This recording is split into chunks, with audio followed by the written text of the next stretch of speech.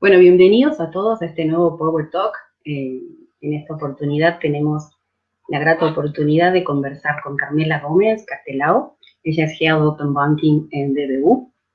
Es una oportunidad muy interesante, no solo porque se trata de un banco, uno de los más importantes del mundo, un banco tradicional, que sin duda ha transitado y transita el camino hacia la transformación digital, sino también porque es una entidad con amplia presencia en nuestra región, en Latinoamérica, y en este sentido podemos observar y pensar las acciones desde una óptica similar. Entonces, primero, bienvenida de nuevo, Carmela, muchísimas gracias por aceptar tener esta pequeña charla, y ya te doy la palabra y ya te tiro la primera pregunta, y que tiene que ver con la experiencia. En Europa ya existe una directiva de pagos específica que regula el acceso de terceros a los datos de las cuentas bancarias a través de las APIs, que es justamente el centro de nuestro evento. Entonces, ¿cómo ha sido la experiencia del banco para adaptarse a estos cambios? ¿Cómo se decidió ofrecer una plataforma de APIs del banco? ¿No? Uno piensa que es una transformación realmente asombrosa. Si pensamos el banco tradicional, a ofrecer, a tener un mercado de APIs para ofrecer a terceros. Bueno, ¿cómo fue ese camino? Que nos cuentes un poquito cómo lo transitaron y por qué se decide hacer si se quiere, esta área del negocio y cómo se relaciona con el resto del banco.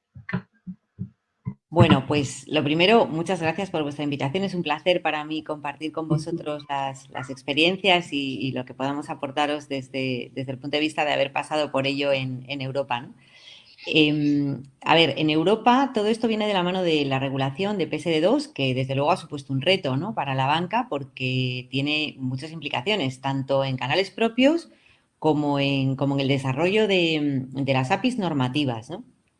El sector financiero de pronto se vio inmerso en una transformación que depende de tecnologías, estaban en unas tecnologías anteriores y en unas formas de trabajar, como tú bien has dicho, muy arraigadas, ¿no? Entonces, de pronto tienes que aprender a trabajar de un modo abierto, ¿no? Lo primero que te ocurre cuando te ves en esta situación es que sientes que de pronto tienes, pues no sé si decir, más competencia o que tienes una amenaza, ¿no?, delante de ti. Y yo creo que el principal reto de las entidades con respecto a la regulación de PSD2 ha sido transformar esa amenaza en una oportunidad, que además yo creo que es una oportunidad magnífica. En ese journey, ¿no?, en ese camino, las entidades han tenido que aprender a trabajar con fintechs y con otros nuevos actores, ¿no? En nuestro caso, nosotros éramos unos firmes defensores de la banca abierta y de lo que suponía, y ya desde el año 2016 veníamos trabajando en BBVA API Market, ofreciendo servicios e intentando interaccionar con actores externos, ¿no?, a nuestra propia entidad.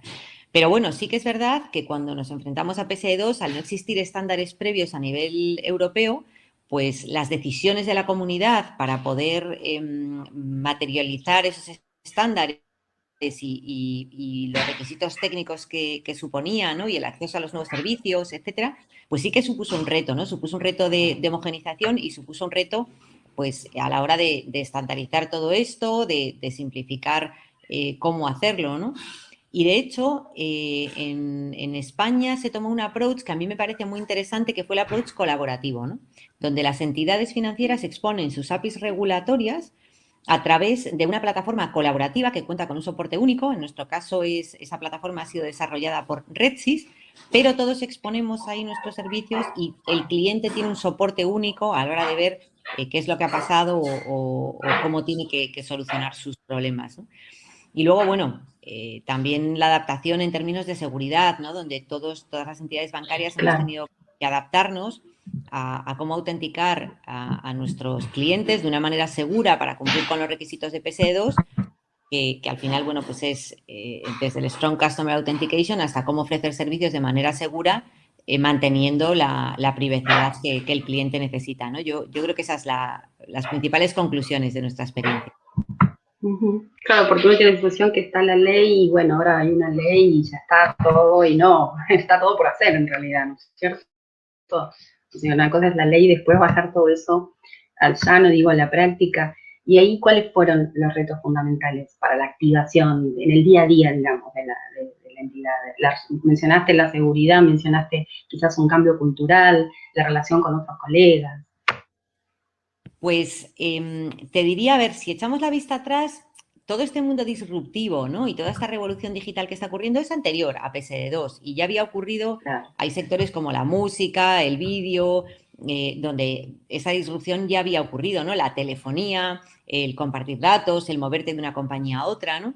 Entonces, toda esta revolución digital, que yo creo que es equivalente a una revolución como la industrial, ¿no? Tiene muchas implicaciones y tiene muchas implicaciones fundamentalmente en los clientes y en sus hábitos. Y esto implica que los diferentes jugadores también tienen que buscar nuevas maneras de satisfacer esas necesidades, ¿no? Entonces, si entramos un poquito más en detalle, los clientes, ¿qué demandan? Pues demandan unos servicios diferentes, pero sobre todo tienen una exigencia de inmediatez sin precedentes. Y además de esa exigencia de inmediatez, ocurre otra cosa, y es que el cliente espera que los servicios se le provean donde, cómo y cuando él está. Él no espera ir a un determinado sitio a buscar un servicio, sino que espera de alguna manera que ese servicio aparezca, ¿no? y se integre con su journey o se integre con la manera que él tiene de operar sus necesidades, ¿no? Y entonces, ¿qué pasa con los que ofrecemos los servicios? Pues nos encontramos también en una situación en la que la tecnología ha evolucionado tanto que permite imaginar cómo contextualizar esos servicios, cómo paquetizarlos y cómo ofrecerlos de una manera transparente, integrada en el proceso que el cliente está haciendo de una manera muy, muy suave, ¿no? Muy, muy integrada. Yo creo que el ejemplo más claro que podemos poner aquí es el de los pagos, ¿no? Los que todos llamamos los pagos transparentes, ¿no? Que tú te subes a un Uber, vas a pagar y es como algo, forma parte del viaje. Tú no tienes una sensación de ahora dejo el viaje y hago el pago, ¿no? Entonces, toda esa transparencia en los procesos es lo que la tecnología te permite, ¿no? Y esto supone además una transformación muy importante, porque de pronto tú tienes que ofrecer tus servicios a través de plataformas de terceros y para ello tienes que transformar completamente no solo tu approach a cómo ofreces servicios, a cómo los piensas, a cómo desarrollas tus productos, sino que tienes también que cambiar completamente tus procesos en muchos casos internamente. Esto supone pues un cambio cultural muy importante, ¿no? Nosotros detectamos muy pronto que para ayudar a nuestros clientes a tomar las mejores decisiones y para proporcionarles soluciones a través de una experiencia fácil y conveniente, pues era necesario lo primero cambiar por dentro, ¿no? Y hacer las cosas de una manera diferente. Y esto, pues insisto, la tecnología es un tercio, pero las operaciones, los procesos y las estructuras organizativas y la cultura, ¿no? que nos envuelve y nos da soporte, pues tienes que hacerla mucho más ágil, mucho más flexible, mucho más colaborativa, ¿no? Y entonces, esto es lo que al final significa el concepto de Open Banking para nosotros, ¿no? Estar cerca tanto del ecosistema de innovación, que ahí tienes fintechs, emprendedores, como explorar nuevos modelos de negocio en un modo mucho más colaborativo, ¿no? De hecho, yo creo que fue una de las primeras instituciones en abrir la plataforma y los servicios a través de Open APIs y en trabajar, ¿no? en ofrecer estos modelos más disruptivos. Un poco como para cerrar este concepto de lo que estamos conversando de la necesidad de transformación cultural y la regulación, porque a veces en Latinoamérica en realidad, si bien es una realidad el Open Banking, o sea, hay diferentes acciones y no es que se está esperando la regulación, son pocos los países que realmente tienen una regulación en este sentido o están avanzando bastante, como México, Brasil, ahora Colombia. Pero también se suele hacer un poco de hincapié en la necesidad de que esté esta regulación. Entonces, al fin de cuentas, ¿cuál es el papel que tiene que tiene realmente la regulación en un sistema de Open Banking? Bueno, pues, a ver, la regulación es básica en muchos sentidos, ¿no? Porque el Open Banking significa muchas cosas. Significa que de pronto tú tienes un entorno mucho más colaborativo y un entorno en el cual interactúas con otros actores, con lo cual el papel de los estándares con los cuales interactúas es fundamental.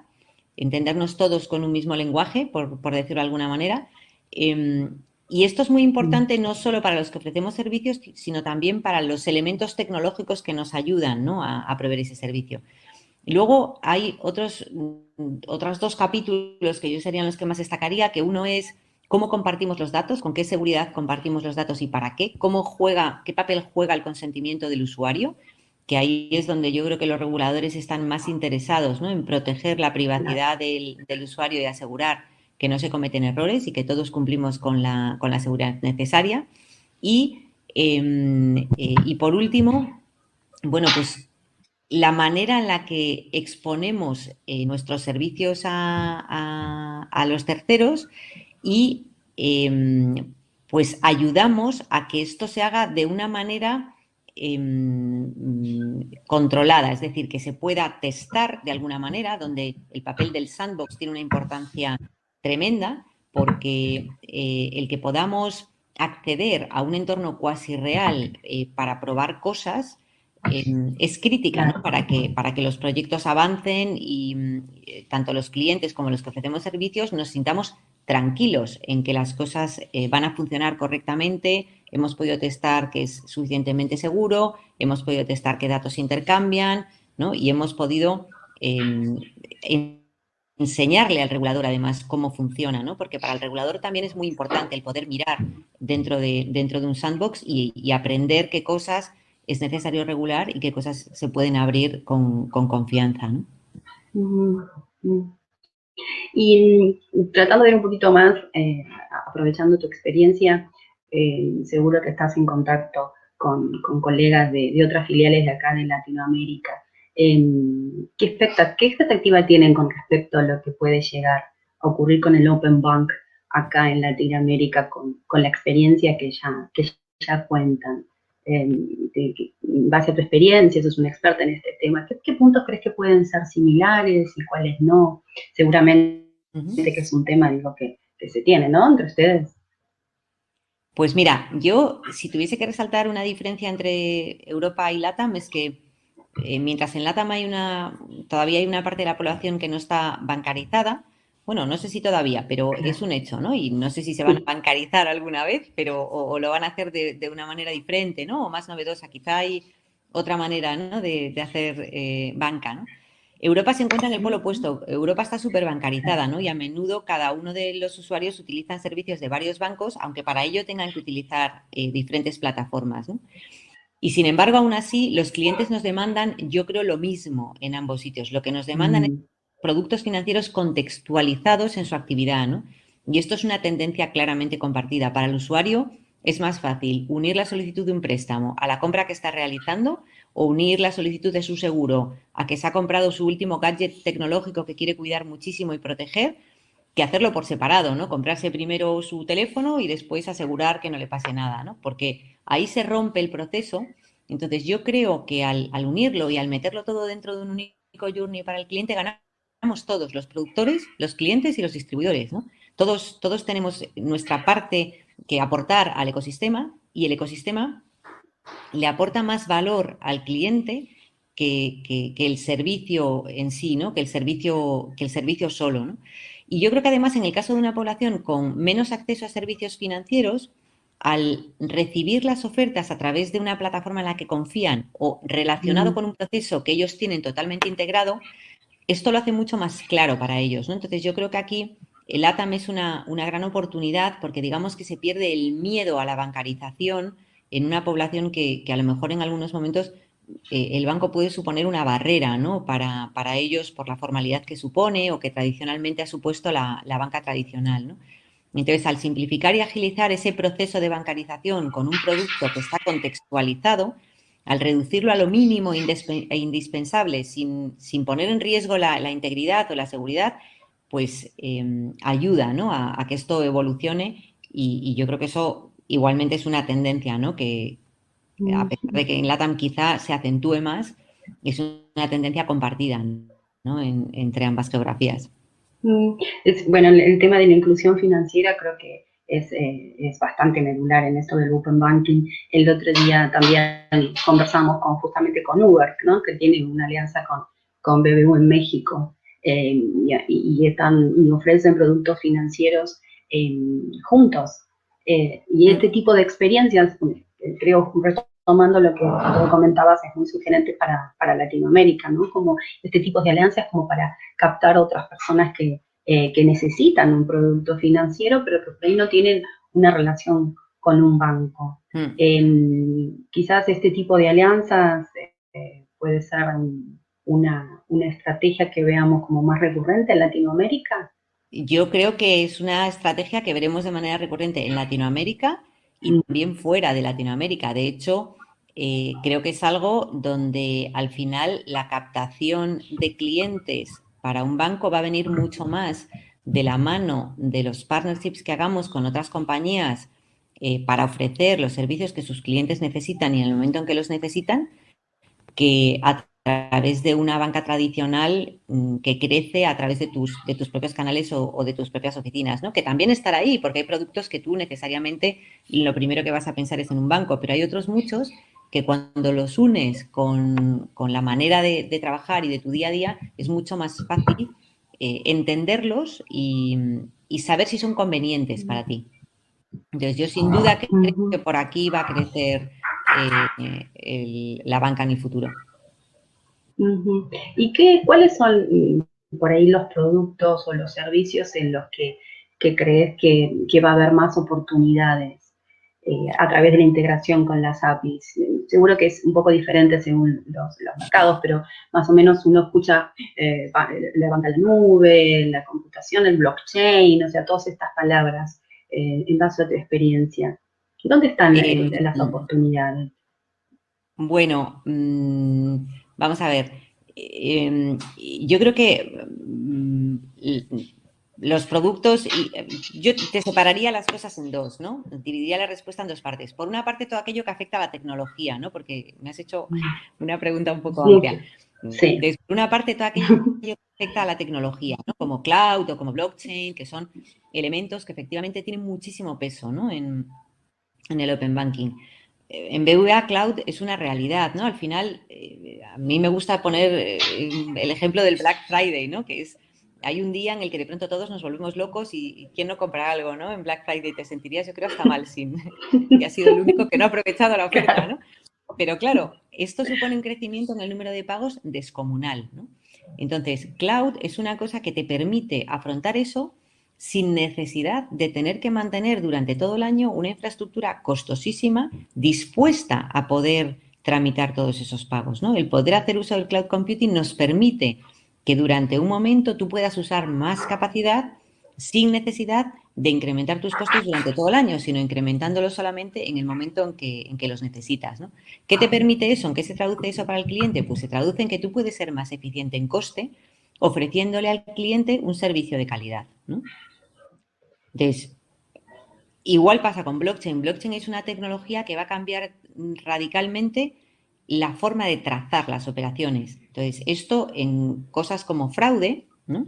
O en cosas como verificar la identidad de un producto o de un cliente, ¿no? O dónde y cómo se ha hecho, van a tener muchísimo peso en el futuro. Yo creo que a blockchain todavía le queda mucho camino por recorrer, pero no tengo ninguna duda que va a cambiar completamente la forma de trazar las operaciones, la forma de trazar el fraude y la forma de identificar, digamos, desde el origen toda la cadena de valor que pueda haber detrás de un producto final, detrás de un pago, detrás de una exportación, detrás de un bien, etcétera, ¿no? Pues esto por el lado de la tecnología, que yo creo que efectivamente son dos cosas que van a dibujar otro panorama, ¿no? Ahora, por el lado de la oferta o por el lado de los clientes, digamos, pues también hay cosas que van a cambiar, ¿no?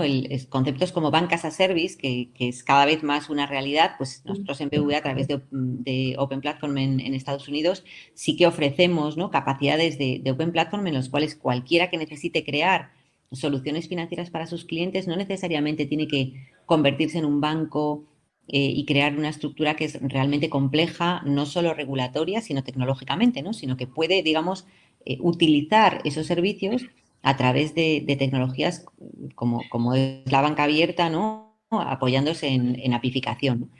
Y en Europa tenemos también el caso de Solaris Bank, ¿no? Donde nosotros también tenemos una participación importante, ¿no? ¿Y esto qué permite? Pues esto permite que nuestros clientes puedan utilizar nuestros procesos para idear nuevas formas de llegar a sus propios clientes, ¿no? Tú al final le das en una alianza como Uber, le das a Uber la posibilidad de ofrecerle a sus clientes servicios que a lo mejor nosotros no hubiésemos podido ofrecerles directamente, ¿no? Entonces es como si de alguna manera tú tuvieses un tipo de oficina diferente abierto al público, ¿no? Que capta un tipo de público diferente, con una marca diferente y de una manera diferente, ¿no? Y eso es lo que te permite una API. Lo que te permite una API es precisamente, a través de la banca abierta, integrarte y hacer su vida más fácil, ¿no? Y yo creo que aquí es donde vamos a ver mayores cambios en el futuro, ¿no? Y donde es necesario estar mejor preparado para afrontar este tipo de oferta a los clientes. Recién mencionabas la banca como servicio y yo pensaba que acá en Latinoamérica aquí hay varias fintech que ofrecen algo así. Si miramos un poquito al ecosistema, ¿qué sectores crees que han sabido aprovechar mejor esto de la economía de las APIs? Pensamos en las fintech, en los bancos, o las llamadas super apps, estas apps de movilidad que existen ahora. Pues ¿Qué sectores crees que sí? yo creo que todos ellos han aprovechado la oportunidad. O sea, yo creo que algunos la han visto antes, ¿no? Por ejemplo, el caso de las fintechs con PSD2 es muy claro. Han visto una oportunidad y han dicho a por ella, ¿no? Y han empezado a buscar maneras de ofrecer algo que a priori era de un banco y de pronto ellos se han configurado en un servicio nuevo que le permite al cliente traer todos sus bancos a un mismo punto, ¿no? Entonces, aunque aún queda mucho por abrir, claramente, pues la banca ya no puede concebirse sin APIs, ya no puede concebirse como un servicio colaborativo, ¿no? Y en cuanto a los proveedores de tecnología, pues más de lo mismo, ¿no? Llevan tiempo hablando de banca abierta y ahora de pronto han visto que la demanda ha explotado, ¿no? En temas como los que comentábamos antes, cloud, el blockchain, las plataformas para exponer APIs, ayúdame, cómo puedo tener algo out of the box que me permita conectarme rápido, ¿no? Y crear servicios para mis clientes, ¿no? Y yo creo que además las fintechs están ofreciendo servicios novedosos, ¿no? Y que cuando concentran, por ejemplo, información de distintas entidades, el siguiente paso va a ser ofrecer eso inmerso en los journeys de usuarios, ¿no? Si piensas una empresa que lleva haciendo agregación mucho tiempo, ¿no? Como Plate en Estados Unidos, puede ofrecer servicios de agregación en solitario, pero cuando esos servicios de agregación están inmersos en el momento en que un usuario llega a tomar una decisión de inversión o de crédito, ahí es donde cambias de ofrecer un servicio a ofrecerle valor al usuario. Y pensando un poco, quizás son dos preguntas en una, pero y un poco creo ya a modo como de cierre de este segmento. Sí, hay mucha fintech seguramente escuchando. En Latinoamérica el movimiento fintech es muy importante y seguramente están pensando cómo pueden no sé si entrar o afianzarse en esto desde tu rol. ¿Qué consejos le dan de cómo puede integrarse o ofrecer sus servicios con un banco así tan grande? Y por eso digo, son dos preguntas, son una, pero pensándolo también un poquito teniendo como en el horizonte, ¿cómo crees que puede seguir esto del open banking, las APIs? ¿Cómo ves que se va a proyectar en el corto plazo, o un poquito hacia adelante, hacia fin de año, 2 años, digamos? ¿Cómo ves? ¿Qué va a pasar en el Pues, ecosistema? ¿por dónde, a ver, por dónde empezar? Yo creo que esto es, todos recordaremos, todos los que llevemos un tiempo trabajando en el mundo financiero, todos recordaremos cuando, bueno, en el mundo financiero y fuera del mundo financiero, ¿no? Todos recordaremos cuando empezó a utilizarse la tecnología móvil, ¿no? Y cuando aparecieron los smartphones y nuestra vida cambió, porque lo que antes hacíamos a través de una web o físicamente, de pronto empezamos a hacerlo a través de un smartphone, ¿no? Y todos recordaremos que al principio pues había muchas dudas, ¿no? ¿Y esto cómo se hace? ¿Se hace con una app? ¿Se hace con una aplicación que es responsive y que me da lo mismo, ¿no? Pero ¿cómo? Entonces, ¿y qué ofrezco? Y hago la pantalla más pequeña, pido menos datos, más datos, ¿no? Y yo creo que esa fase pues está completamente superada. Eso sí, hubo una fase de aprendizaje y hubo una fase iterativa, ¿no? En la cual esas plataformas iban mejorando. Pues a mí me parece que al mundo de la banca abierta le va a pasar lo mismo, ¿no? Empezaremos por unos servicios quizá muy básicos, para acabar teniéndolo todo ofrecido en banca abierta. Eso es un hecho, lo que pasa es que eso, bueno, pues va a pasar por un proceso que nos va a llevar pues un tiempo, no sé si decirte varios meses o varios años, creo que más lo segundo que lo primero, pero efectivamente nos va a llevar un tiempo, ¿no? Adaptarnos y ser capaces de pensar, igual que en un momento dado hemos empezado a pensar mobile first, pues ahora empezaremos a pensar API first, ¿no? Y entonces cada vez que configuremos un servicio, entenderemos que esos servicios tienen que llevar pues imbuida cierta seguridad añadida al servicio, porque tú ya no le pides al cliente que se identifique y luego le ofreces servicios, sino que le ofreces un servicio que lleva una seguridad imbuida, ¿no? Pensar de esa manera es lo que requiere que tú desde dentro cambies determinados procesos, ¿no? En BBVA, por ejemplo, hemos tenido que cambiar muchos de los procesos internos y muchas de las maneras de pensar en nuevos servicios para ser capaces de incorporar estos elementos, ¿no? en el desarrollo de productos. Entonces, yo creo que va un poco de la mano, ¿no? El decir, el saber cómo y a quién quieres ofrecerle qué servicios, dónde y cómo están tus clientes, es lo que te ayuda a ver o a pensar cómo a partir de aquí puedes empezar a diseñar unos servicios de una manera diferente. Exactamente igual que cuando de pronto pensaste que tus clientes ahora ya no estaban delante de un ordenador, sino delante de un teléfono y cómo le podías ofrecer esos servicios, pues ahora te va a pasar lo mismo. Ahora en lugar de estar delante de su teléfono, igual es delante de su teléfono, pero no es en tu plataforma, sino en la plataforma de otro. Me encantó para el cierre lo de API First. Sí, yo creo que eso es un hecho. Yo creo que ya hay muchos, cuando tú veías ¿no? los Magic Quadrants que hacen todos los consultores, ¿no? Y veías quién estaba participando, pues es verdad que éramos unos cuantos en el 2016 y ahora, pues yo creo que la mayor parte de la banca ya la ves dibujada, en unos cuadrantes o en otros, pero la mayor parte de la banca ya la ves dibujada, ¿no? Ya estamos convencidos. Y ojo, que entre estar convencido y tener mucha oferta, hay un rato, porque ¿no? El camino se hace andando, entonces hay que ir poniendo los baldosines y luego hay que ir poniendo las plantitas y hay que hacer que el camino sea bonito para que la gente quiera transitar por él. Pero yo creo que una vez que has puesto la primera baldosa del camino ya no hay marcha atrás. Buenísimo, Carmela. Bueno, te agradecemos muchísimo esta conversación y ahora vamos a leer algunas preguntas de los asistentes que seguramente van a querer aprovechar tu experiencia. Así que muchas gracias y ahora damos paso a las preguntas. Me presento, Carmela, mi nombre es Ana María Yumiseva, yo dirijo Frecuencia Latinoamérica y también soy la directora de este evento. Anabela está escuchando, tuvo un problema metiéndose a esta parte de la discusión, pero está escuchando, está conectada y bueno, yo estoy hablando a nombre de Frecuencia y realmente yo quería conocerte un poquito, me encantó tu presentación, la conversación que tuvieron. Realmente hemos estado escuchando este último día muchos de los aspectos que tú mencionaste, pero tú has puesto muchos aspectos en perspectiva, porque en Europa y en tu mercado han pasado ya o están pasando por esta transformación. Y yo creo que muchas de las personas que nos están escuchando mentalmente están poniéndose y están diciendo, bueno, esto, ¿dónde estoy situado yo? ¿No? Estoy en Argentina, en Chile, Ecuador, no sé, ¿en qué etapa estamos? ¿No? Entonces, me ha parecido muy interesante. Me he puesto a pensar en muchas cosas estratégicas. Me imagino que muchas de las fintechs y los bancos que están escuchando tradicionalmente están pensando y tienen muchas preguntas a partir de lo que tú hiciste, o de lo que tú compartiste. Así que para mí esto es interesante lo que tú dijiste, que el aspecto cultural influye tremendamente, que es incluso hasta 2/3 del pastel de peso que tiene la decisión, el tema cultural y la idiosincrasia de cada país. ¿Tú puedes dar algún ejemplo de tal vez de algún producto que ustedes lanzaron y se equivocaron sin tomar en cuenta este aspecto?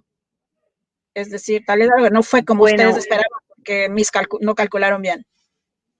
Yo creo que no se ha dado el caso. O sea, sí es verdad que ha habido momentos en los cuales ha habido productos que hay que ajustar más, Y ahí te puedo hablar de detalles desde el lenguaje en una web o el lenguaje en una pantalla, hasta otros pequeños detalles, ¿no? Pero equivocarnos de plano en un producto no nos ha ocurrido, y yo creo que eso tiene una explicación también, ¿no? BBVA es un banco global, pero con una presencia local muy fuerte y con una cercanía a los negocios locales muy potente, ¿no? Entonces, realmente los productos se piensan desde dentro, los productos se piensan entendiendo muy bien cómo funciona el país, cómo funcionan sus clientes, y entendiendo también muy bien cuál es la idiosincrasia del mercado, la regulación, etcétera, ¿no? De hecho, yo creo que quizá es uno de nuestros fuertes, ¿no? El poder decir que somos pues un banco multilocal, ¿no? Que somos un banco con un entendimiento muy bueno de los mercados locales. Entonces,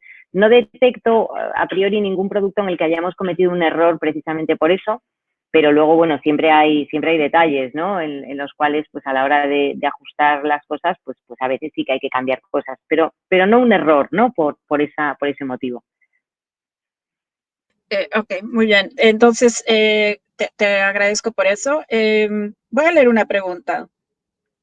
Y de paso, antes de leer esto, yo concuerdo con Anabela, me encantó eso. Happy First, antes era Apple Móvil, ahora es Happy First. Increíble, increíble, me parece increíble. ¿Cuánto? A ver, yo sé que tú dijiste que ya abres la puerta, ya no hay cómo cerrarla. Europa está mucho más adelantado, pero ¿qué perspectivas le ves tú para que llegue alguna vez en América Latina se diga Happy First? ¿Tú crees? Pues no lo veo nada lejos, ¿eh? No lo veo nada lejos, y de hecho wow. ya hay muchos jugadores que están empezando a pensar en cómo resolver este problema. E incluso hay muchos países como Brasil o como Colombia que tienen regulación a nivel nacional, o donde incluso pues la Sobancaria en Colombia o en México el regulador están intentando dinamizar y ordenar cómo hacer esto en los países, ¿no?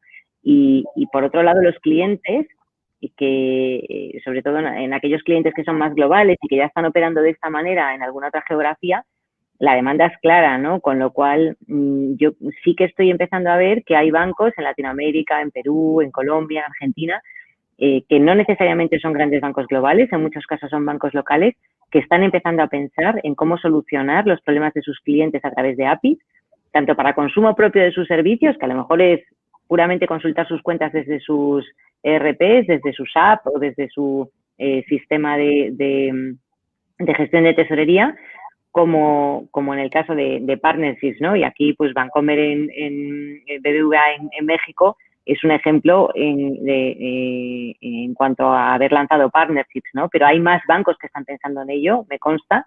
No sé cómo de pública es la información, pero casi todos tienen ya una web de developers en la cual puedes empezar a ver cuál es la oferta y qué cosas hay disponibles, ¿no? Entonces, yo creo que no está lejos, yo creo que es una realidad que está aquí y que durante el 21 y el 22 vamos a ver cómo explota. 21, 22, bueno, ya pusiste una fecha. De paso, ya que estamos hablando de países, una pregunta de un asistente dice, ¿qué expectativas tienen sobre Uruguay?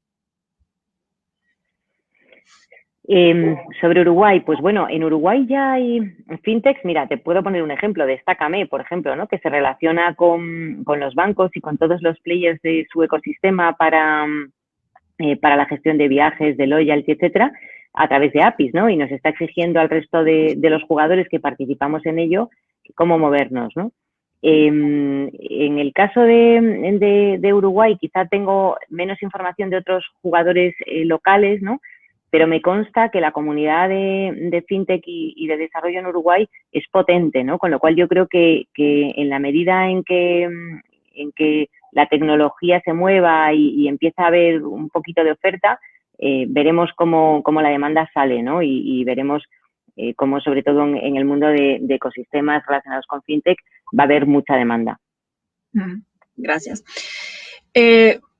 Seguro, esto viene de una fintech. ¿Cuál es el criterio para seleccionar los partners a fin de colocar sus productos?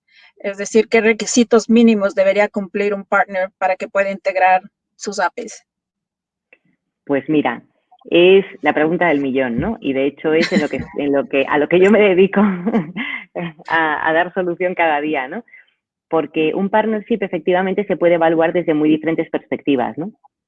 El uso de tu marca, el valor del partnership en sí, el número de clientes que va a traer, la capacidad de monetizar que tiene ese partnership, ¿no? Porque no en todos los casos es una monetización, pero a lo mejor el lanzar una API que te permite localizar tus cajeros, aunque no va directamente ligado a una monetización del API en sí, sí que puede ser muy interesante para que los clientes sepan cómo acceder, ¿no? A tus cafés, quien dice a tus cajeros dice a tus cafés, oficinas, etcétera, ¿no?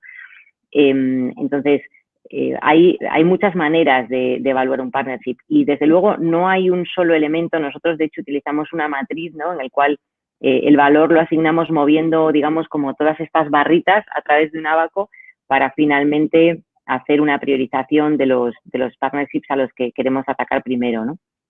Pero también depende mucho de la situación de los clientes, cuáles son sus intereses y qué nos demandan, ¿no? Porque muchas veces nosotros hacemos Open Days a través de nuestro área de Open Innovation, que son sesiones de descubrimiento con muchos de nuestros clientes en los cuales muchas veces se descubren oportunidades de este tipo, ¿no?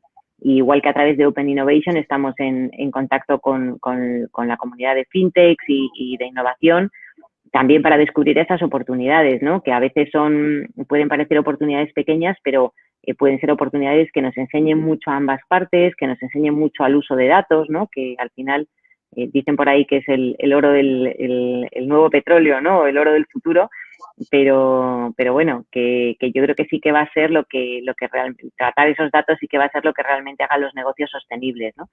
Entonces, muchas veces no es tanto el valor de un partnership en sí o la monetización que puede ir acompañada, sino también los learnings, el uso que se le puede dar y cómo entre todos podemos montar un ecosistema que provea a los clientes comunes de valor. Entonces, ¿tú estimas que esta capacidad de diferenciación que mencionas entre fintechs hará más difícil o más fácil que sobrevivan en el mercado? ¿Habrán menos fintechs o seguirán en crecimiento? Al final del día, las APIs acabarán fortaleciendo la banca, sí o sí, ¿o no? Pues yo creo que sí, y por varias razones, ¿no? Al final, creo que era Bill Gates, ¿no? Que decía, banking is necessary, banks are not, ¿no? Banking is necessary, entonces la banca siempre va a ser necesaria, ¿no? Y los servicios que proveemos son críticos. ¿Cómo se provean? Pues yo creo que hay diferentes maneras. Una es a través de nuestros propios canales, otra es a través de canales o de acuerdos con terceros, ¿no? Que podemos concebir que sea una manera nueva, ¿no? de acceder a distintos grupos de clientes. Antes abríamos oficinas, luego abríamos canales digitales propios y ahora abriremos también partnerships, ¿no? Con lo cual accederemos a proveer servicios de valor contextualizados para el cliente en donde el cliente se encuentra, cuando al cliente le es útil y como al cliente le es útil. Yo creo que eso, vamos, para nosotros desde luego es un mantra, ¿no? ¿Cuántas fintechs van a participar en esto? Muchas. La innovación es crítica y el ser capaces de traer servicios de nicho y servicios que además cumplen una función específica o bien para un segmento o bien para solucionar uno de los pain points que tienen los clientes es lo que va a permitir que creemos ecosistemas entre todos, ¿no? Que creemos ecosistemas colaborativos donde el cliente va a ser un cliente compartido y donde con lo que habrá que tener muchísimo cuidado es con cómo gestionamos sus datos y cómo gestionamos el consentimiento que nos da para hacer uso de los mismos, ¿no? Y poder proveerle de un servicio quizá común entre dos partes, ¿no? Entonces, ¿esto va a fortalecer a la banca? Seguro. ¿Va a fortalecer a las fintechs? También, en la medida en que sean capaces de ver grande y de ser capaces de proveer esos servicios contextualizados para el cliente, porque sí que es verdad que hay muchas fintechs en las cuales se provee un servicio quizá de nicho o un servicio muy específico, pero cuando ese servicio entra en confluencia con otros, yo creo que se fortalece todo el servicio al cliente, ¿no?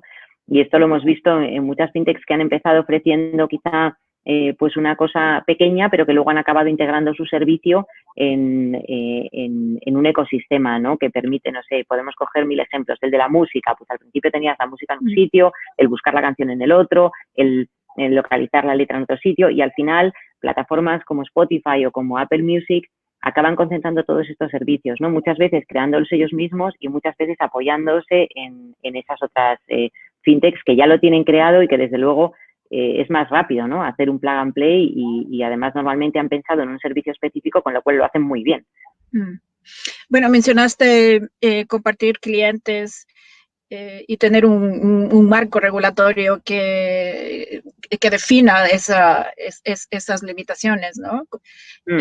¿Hasta qué punto ves tú que la regulación está avanzando en América Latina en cuanto a esto? ¿Y qué país crees tú que está mejor posicionado al momento? Pues yo creo que todos ellos están ahora mismo trabajando con la regulación. He mencionado el ejemplo de Colombia, el ejemplo de Brasil, en México la ley FinTech.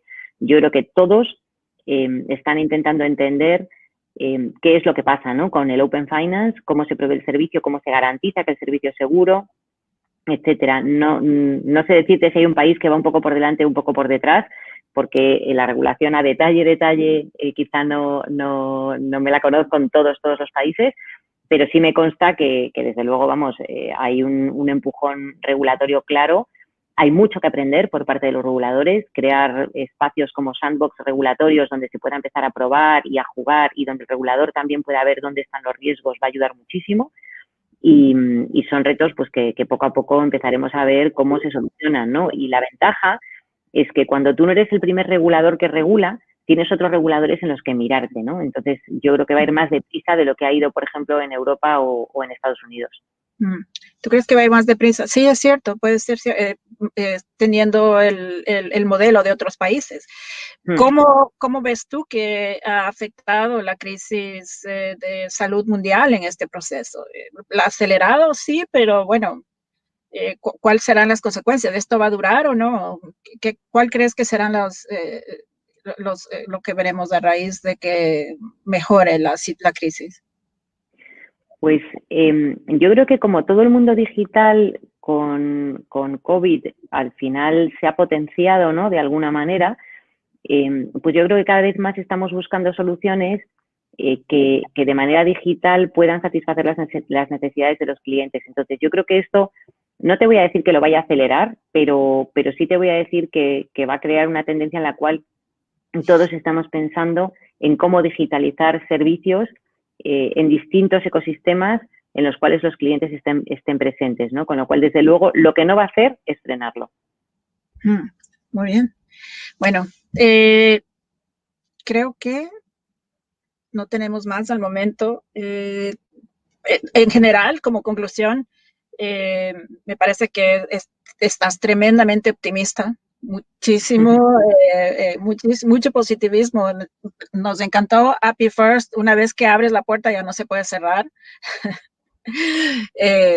Pues sí, creo que lo que se ha hablado en el día de ayer y lo que estamos hablando hasta ahora es efectivamente, creo que la industria está bastante de acuerdo contigo. Tal vez hay un poquito de temor aún por lo nuevo de la industria y porque, bueno, Open Banking está a la puerta, está aquí, pero, por ejemplo, servicios de Open Finance no se ven que se podrían implementar tan rápidamente, pero creo que la región sigue avanzando y pues como dices tú, no se puede parar, se va a acelerar a pesar de toda la crisis. Entonces, pues te quiero agradecer muchísimo. Si tienes un último comentario.